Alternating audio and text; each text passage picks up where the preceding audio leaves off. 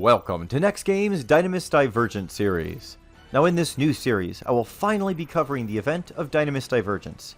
In this updated version of Dynamis, you can enter with a maximum of 18 players and have the same 60-minute timer that you started with in the original Dynamis.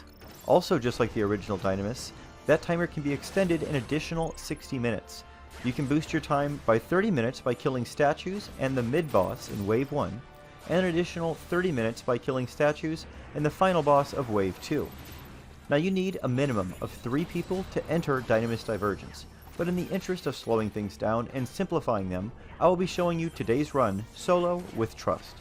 Now each zone drops a specific type of upgrade item, with this zone dropping upgrade items for relic hands.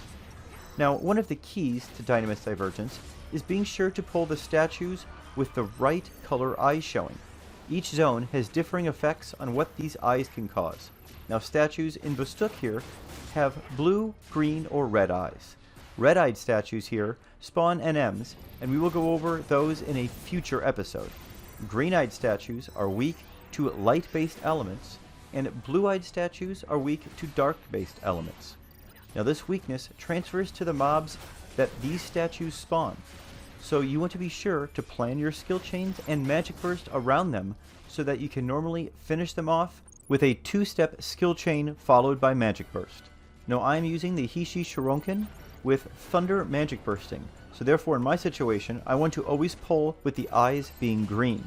Now I like to pull with Rate and Sand followed by Rate and Knee to leave the statue low on health almost immediately after the pull, and then it's usually just a matter of a weapon skill or 2 to finish them off. Now here on the map I'm showing you now, you can see how many mobs will spawn when you pull each statue designated by the white dots. Now the total will be between 3 and 6 mobs spawned per statue, and you see that designated by the number within each of those white dots. I advise that you save your best abilities such as Isikagen for those bigger pulls to make sure that they're ready when you need them. Now for the quickest path to the zone boss, I recommend pulling these 7 groups of mobs that I'm showing you on the map right now. Now the length of time it takes to cut through these will depend on the size of your group, but even a soloer can normally clear out all 7 groups of mobs in under 30 minutes without any wipes. Now it's key to make sure that you do not link when you pull these groups of mobs, as that can certainly lead to a wipe if you are low on numbers. Now all 7 of these groups of mobs can be pulled safely without linking. Now on the ones that will move, you want to go ahead and pull at the very end of their walking cycle, meaning when it's closest to you and about to turn around. Now you can largely kill mobs in any order in this zone, but there are a few exceptions that you want to keep in mind. I always recommend killing Shadow Stalkers last, as they can easily one-shot everyone in the area with Mijin Galkri as they are ninjas. Now if you're on ninja, I recommend putting up Megawari when fighting them to combat this mechanic. Now harnessers are beastmasters that can charm you on occasion, so I recommend killing them second to last. And the next ones that we need to talk about are menders. They can also pose a challenge to your group as they can astroflow, so I recommend sleeping the avatar if possible and killing the summoner as quickly as you can. Once again, if you're on ninja, I recommend putting up Megawari on this one just in case that astroflow goes off.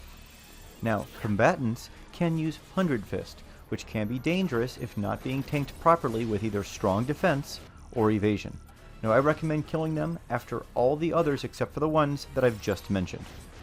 Next, let's just briefly discuss Tricksters, who will use Perfect Dodge, and Cavaliers, who will use Invincible. I recommend switching to another mob once those abilities are used as to not waste the time of your run. Now let's briefly talk about Trust selection in case you are taking this on in a group of 3 or solo. Now, I recommend using either a party of Sethus, Joaquin, Korumuru, Monburo, and Yoran Oran if Yoran Oran happens to be your Unity Trust, or you can use Sylvie, Sethus, Shantoto2, Monburo, and Yignis if Sylvie happens to be your Unity Trust. Now once you get to the zone boss that is at the gateway to Bastok markets called Musha Effigy, you have reached the mid-boss of the zone. Now you see me taking on Musha right here. And note that once he is defeated, all mobs on the map will despawn and Wave 2 mobs will spawn. So make sure you have finished farming Wave 1 sufficiently before taking on this final boss of Wave 1.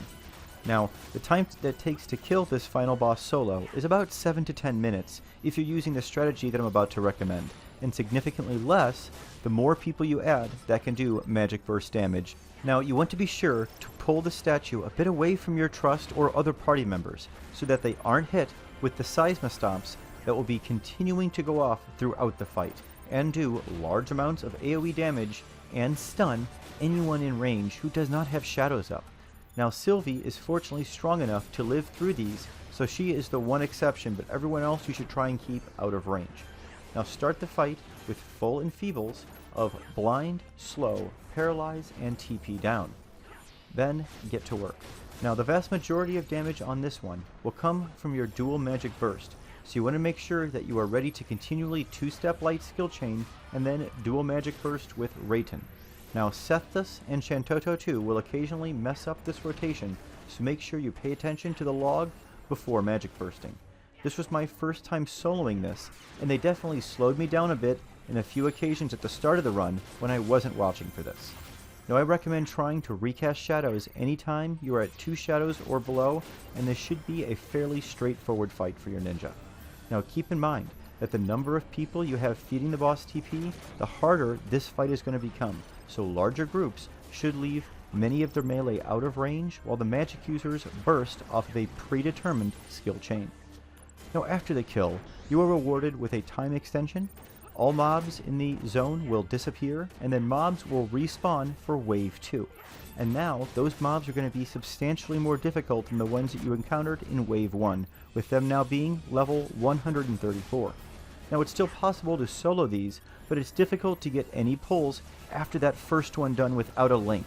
So I recommend farming as much as you can on Wave 1 if you are solo or with very few party members in your group, as the mobs in Wave 1 are only level 127. That's going to be it for the information I have to share in this initial video in the Dynamis Divergence series.